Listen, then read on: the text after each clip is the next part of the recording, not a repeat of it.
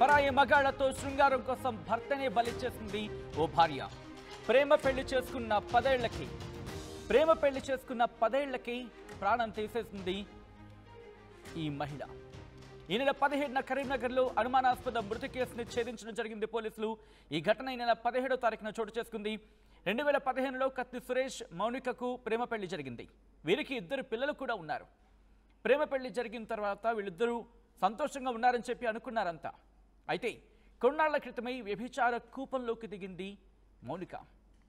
అక్కడ పరిచయమైన ముఠాతో భర్తకు స్కెచ్ చేసింది.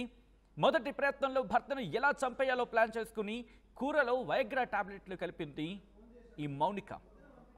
అయితే చెడు వాసన రావడంతో తినకుండా తప్పించుకున్నాడు సురేష్. ఈసారి ఏకంగా బీపీ టాబ్లెట్లు కలిపి స్పృహ కోల్పోయేలా చేసింది మౌనిక. ఆ తర్వాత చీరను మెడకు బిగించి కిటికీలోంచి లాగడంతో ఊపిరాడక మృతి చెందాడు సురేష్. శృంగారం సమయంలో గుండెపోటు వచ్చిందంటూ ఇటు నమ్మబలికే ప్రయత్నం చేస్తుంది మౌనిక. పోస్ట్ మార్టం తర్వాత పోలీసులు దర్యాప్తుని వేగవంతం చేయడం జరిగింది. ఈ దర్యాప్తులో అసలు నిజం బయటపడింది. మౌనికతో పాటు మరో 5గురిని అరెస్ట్ చేశారు పోలీసులు. విజువల్స్ మీరు చూడడం జరుగుతోంది. తెలంగాణ పోలీసుల మజాకానా, పెట్టుకుంటే ఎత్తడైపోద్ది, మడతడిపోద్ది, నిజాలు మాట్లాడకపోతే. ఇదే జరిగింది.